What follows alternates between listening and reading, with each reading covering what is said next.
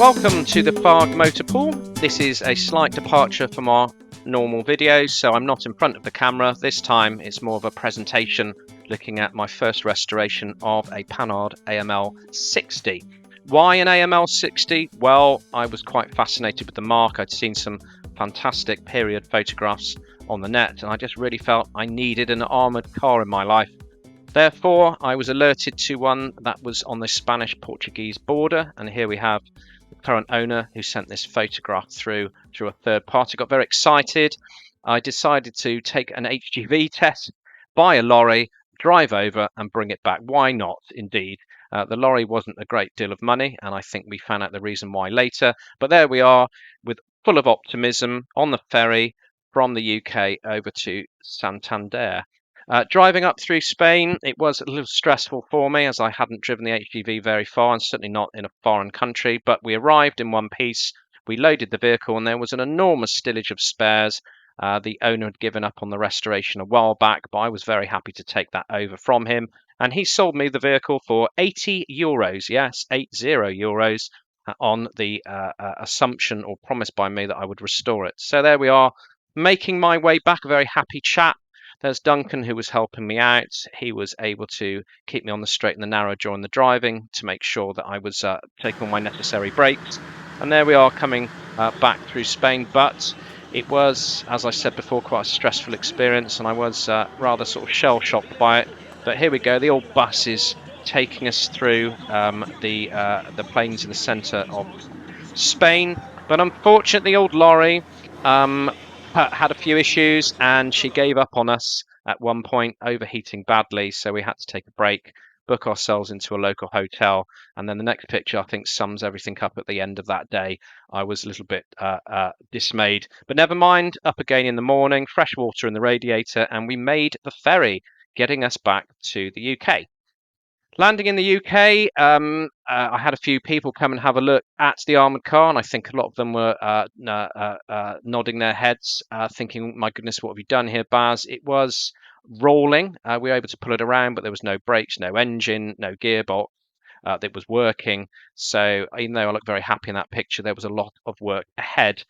So it started with looking at the actual armoured hull, and therefore looking and replacing parts. You can see the fuel tank there on the floor behind that had to be reconditioned before we fitted it. Inside, the driving position was pretty bare. Things had been stripped out.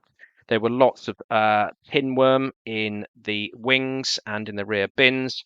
The engine had been wired of sorts. It sort of ran, but it's definitely needed a lot of work. So the first thing to do to get the morale up was to get it all in the same colour. So there we are, going to a nice dark olive NATO green there.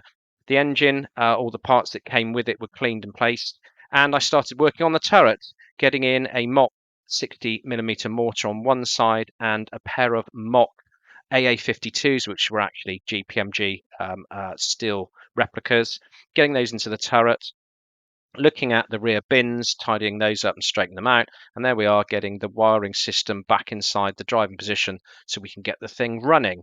Back on went the rear wings, and that was topped off by a pair of new batteries, goes in just behind the driver's seat, and now we're able to start it. Here we go, first start after, well, quite a few years. It's ignition.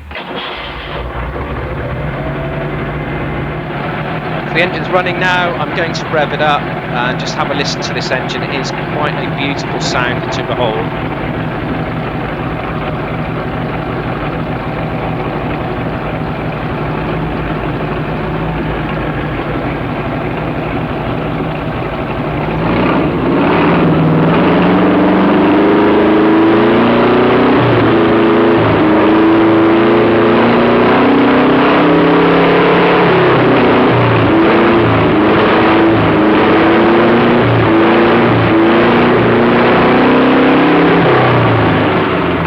I could have stood there all day and did that. Don't worry, that wasn't the first turnover.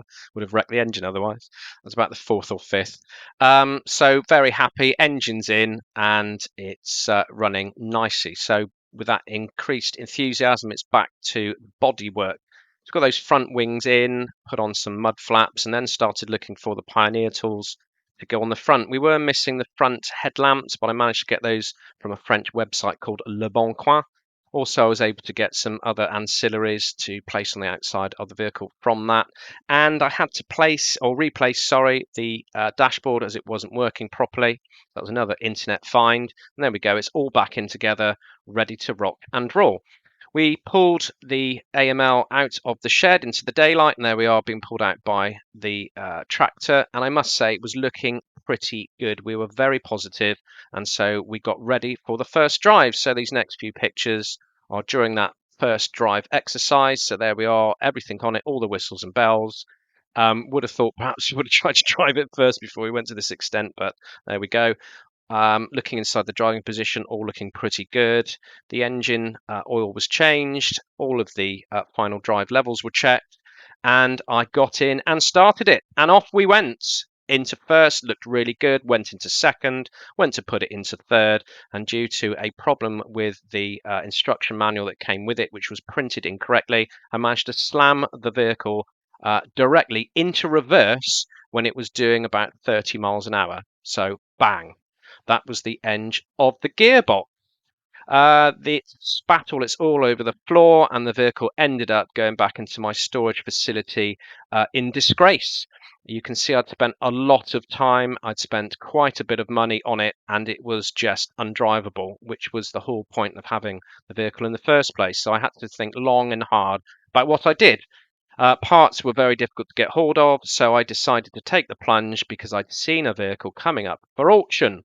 Yes, here we go. It was quite a rough Spanish Panhard AML. I purchased without seeing it, picked it up, and brought it back to back to my unit.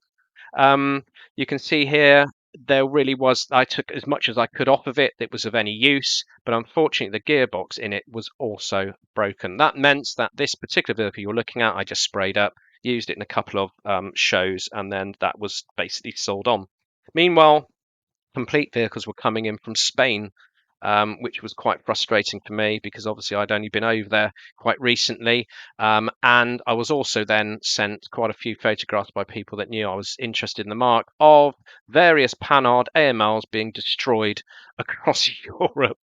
You can see in this next picture, they're very thoroughly destroying it.